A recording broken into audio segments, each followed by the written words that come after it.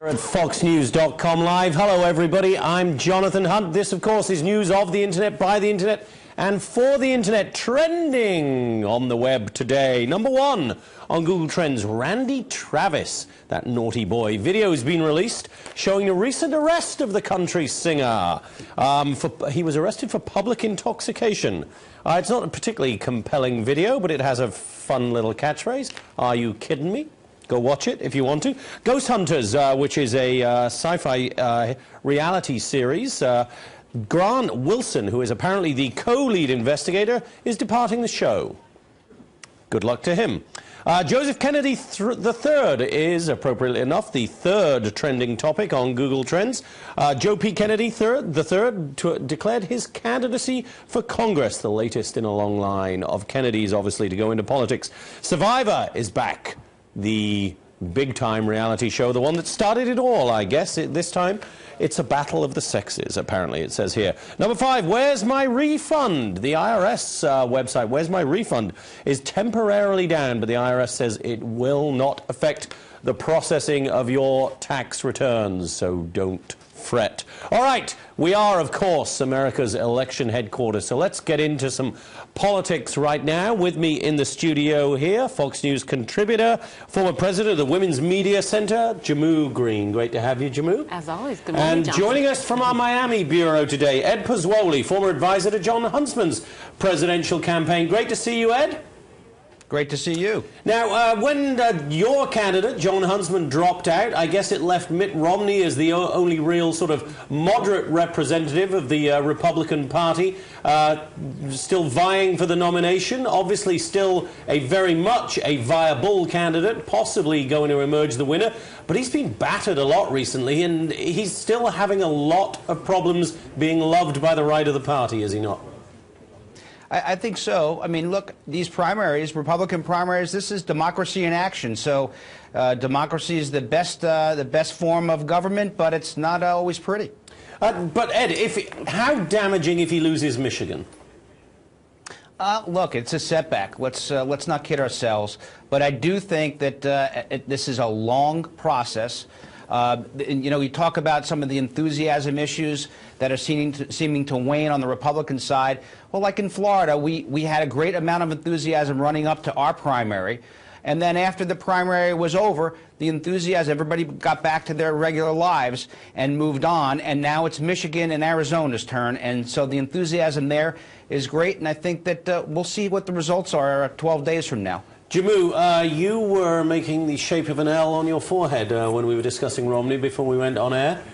He's a loser, really? Well, I mean, he's going to still be a winner, isn't he? Jonathan, if he can't even pull off a landslide in his home state of Michigan, the state where his father is a beloved governor, and you know he has been riding high about how well he was going to do in Michigan, and now we are hearing the campaign start to lower expectations because they kind of are afraid of this Santorum tsunami that they see coming their way.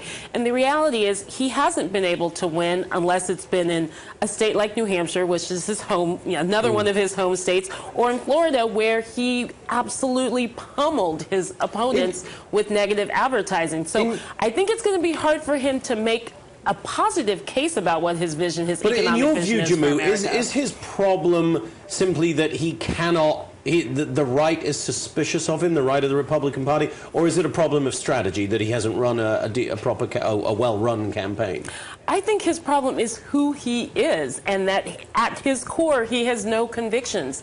And the conservatives, the social conservatives, the evangelicals, the folks who identify with the Tea Party, they see that in him. The same things that we as Democrats see in him, that he, not just from a flip-flop standpoint, but you can't trust someone who has no core convictions and will change his position on every issue to be elected. He wants to say he's an outsider, but in reality, he's been running to be an insider for his entire professional life. He only took a break out to do a little bit of business, but he basically is one of those politicians who I feel like wants it so much that they just flap with the wind, depending on where polls are. Is it a question of trust with Mitt Romney, that the people do look at him, as Jehmu says, and think that he doesn't really have any core convictions?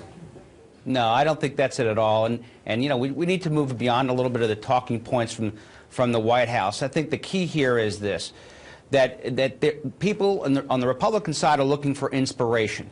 We've seen a race that's gone up and down. I mean, we've seen various candidates take the lead, and then Republicans say, okay, let's move on. I think this is an important process. Let's not minimize it by knocking one candidate over the other. The bottom line here is that Republican voters are going to be precise about who they want. There is a real consideration about who should be the nominee and who's going to provide us the best chance to win the White House back. The one thing all Republicans agree on is that come January, we want to be able to swear into office a Republican as opposed to having a second term of the Obama administration. All right, well, on that point, let's look at a couple of the latest Fox News polls with President Obama up against Mitt Romney and Rick Santorum. Up against Romney first, if we can put those figures up on the screen. If the 2012 election were held today, 47% would vote for President Obama. Mitt Romney way down at 39, dropping 3 points from the previous week when that same question was asked. Up against Rick Santorum, an even bigger victory for President Obama, 48 to 39. Both of those are outside the margin of error. So, Ed, that doesn't look good for either of those guys going up against Mr. Obama. Well, clearly the president is enjoying a little bit of a good run, but I would also say that some of this is the focus on the intramurals that we're going through in the Republican side. There's going to be plenty of time to distinguish our nominee from what the president and his administration and their lack of leadership with respect to let's just take the budget that the president introduced just recently. Chock full of all new taxes. Does little or nothing to do on the deficit side. I mean, really, it wasn't even taken seriously by anybody. Not even Harry Reid took the White House's budget proposal as a serious document. That's key. And so when you look at that, does the Obama administration really want to choke off a resurgence of the economy that's really private industry driven? Or do they want to just control everything? And so the bottom line here is that there's going to be a lot to talk about come when we have our nominee in place. There's going to be a lot to talk about the role of government, what it should play, protecting people's religious freedoms, protecting people's economic freedoms. This is something that is a little bit different than what the Obama administration has been talking about recently. Jammu, Ed is right, isn't he, in the sense that whatever these polls say now, while we love to look at them in the media, we love to look at the horse race, they're actually irrelevant when we're really looking at November. A lot can change by then. Absolutely, but I do think it is important to look at trends. And the more Republican voters and independents have gotten to know Governor Romney, the less they have decided that they like him. It's very clear that his numbers are tanking week after week when it comes to independents. It may be because of the negative ads that he is relying on to win in some of these states. It may be because his multiple positions on all of these different issues. But I do agree with Ed that he says it's going to come down to who is going to be able to inspire the Republican base the most. And I think that we've gotten that answer, that there is no inspiration when it comes to what Governor Romney brings to the table. But when you put him up against President Obama, those poll numbers are going to change, and I think that gap is going to continue to widen for President Obama, because you can't deny the fact that for 23 months in a row, we have grown private sector jobs, and that's close to 3 million jobs that have been created under this president. Kicking and screaming, the Republican leadership has been trying to fight his job creation efforts, and lo and behold, they haven't been successful, and now they don't know what to do. As the economy is rebounding, you see that shift going to these social issues and wedge issues in the same game plan that Republicans have done for years. All right, I want to bring in a couple of our viewer comments here. Laurie says these polls are too soon. We haven't even chosen our nominee yet, and Obama is not being contested right now. It's a campaign. Let the process conclude before you start polling presidential elections. Political Watch agrees with that, says exactly, Laurie. Charles Reese says, Jammu, Ms. Green, we know that Obama is a socialist, so what makes you think that a socialist America is better than our current republic? And Political Watch says, I doubt very much she would be saying that we need to look at trends where the numbers in the polls reversed. I guess the point is that the numbers in the polls are not reversed. That's what they are. Ed, but to Jammu's point, trends are important, aren't they? And we got a good unemployment, or not good unemployment figures, but unemployment figures showing the situation improving again today. Everything does seem to be moving in the right direction for a president, and if you're moving in the right direction, that's a big, big plus when you're running for re-election, however bad things might be at the moment. Let's start with the basics. I mean, no one, everyone on both Republican, Democrat, Independents, everyone wants to see a vibrant, growing economy. The question is, what do the government numbers really show us? They show us a slight downtick in unemployment figures. However, about 1.5 million workers are now out of the system and not within the statistical data set that the government looks at. So the first thing, let's not get carried away about a growing economy. There's still rampant foreclosure issues and housing issues, particularly in states like Florida, Nevada, even in Arizona.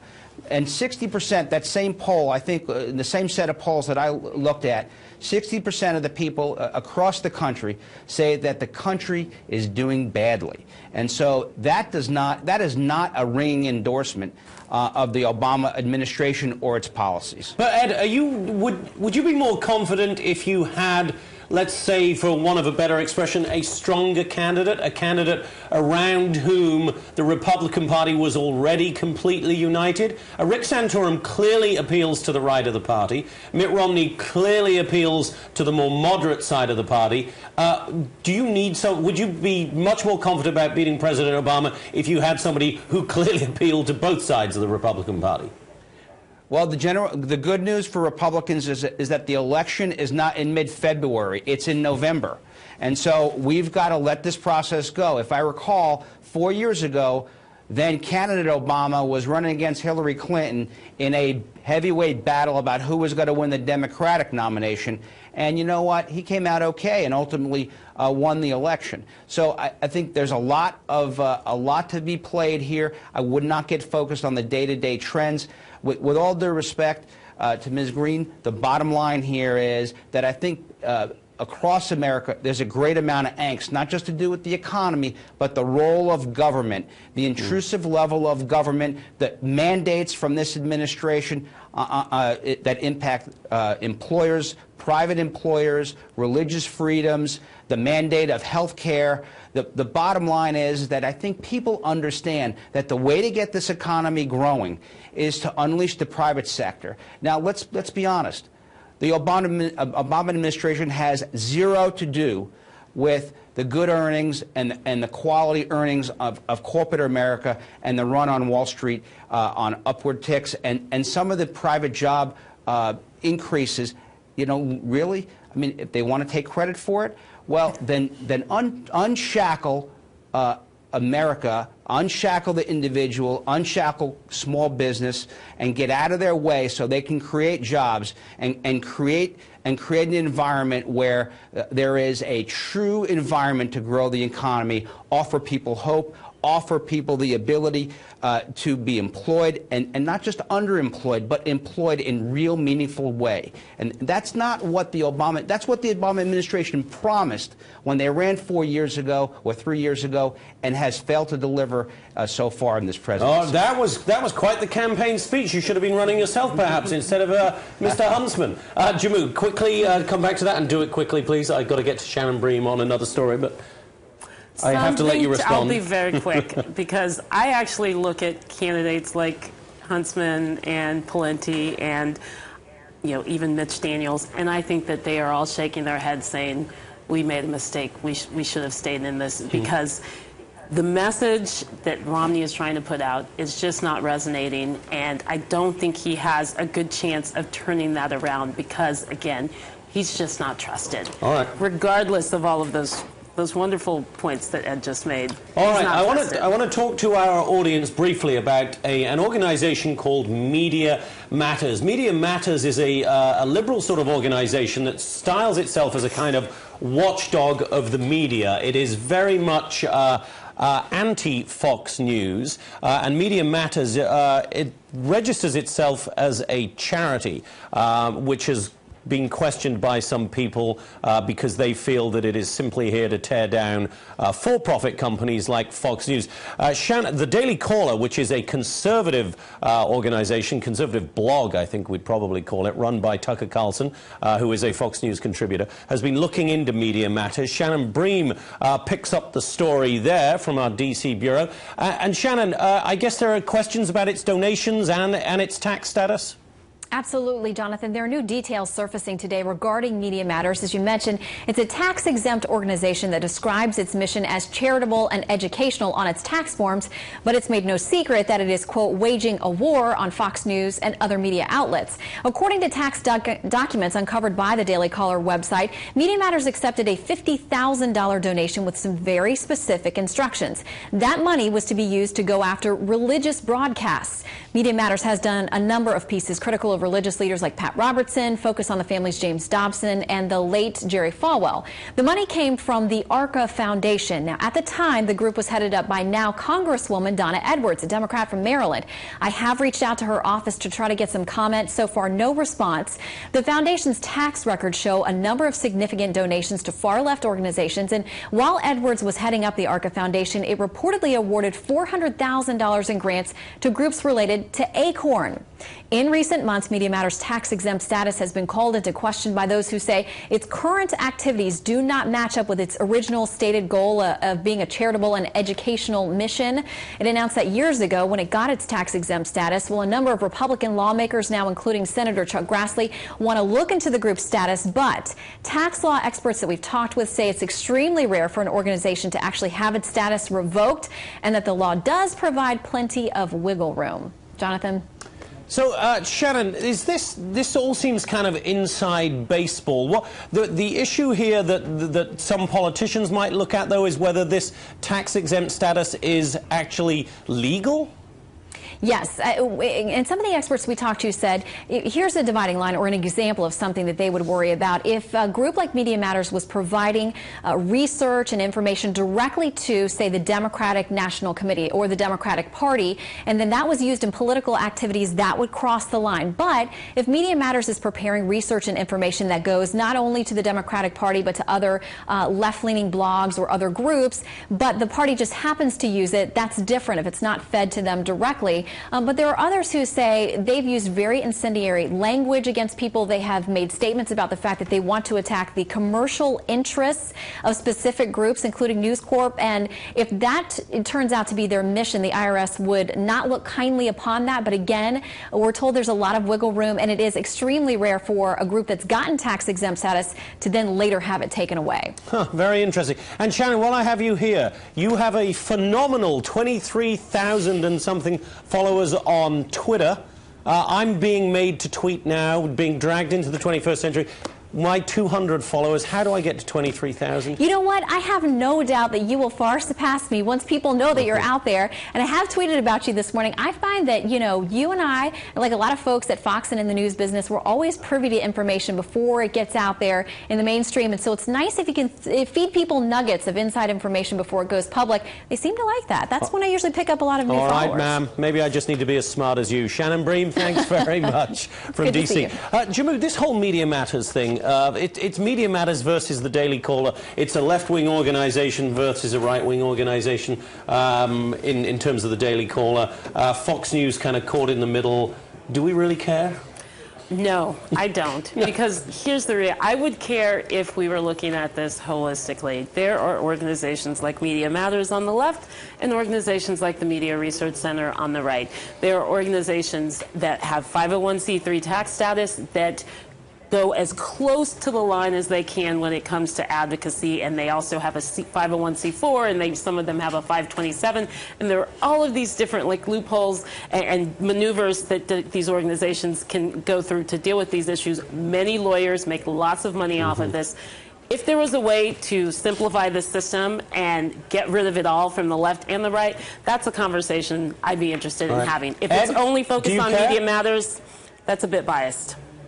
I didn't hear you, Jonathan. Ed, do you care about Media Matters and its tax-exempt status? Well, I care in this respect. I slightly disagree in this. If there was a wedge issue discussion before that was mentioned by Ms. Green, if this is a wedge issue, I would think that clearly freedom of the press, freedom of religion, freedom from some government mandates, all plays into the same dynamic. And it seems to me that there is an effort to squelch any competitive debate or discussion around some of this, and it's really concern where, in this case, it's not the government, but it's a real concern if it's more of a left-wing effort to squelch any disagreement from the right. All right, Ed Pozzuoli, former advisor to Jon Huntsman's presidential campaign. Thanks very much for joining us from Miami today, Ed. And Jehmu Green here in the studio, Fox News contributor. Thank you to you too, Jehmu. All right, let's get back to Florida now, but Tampa.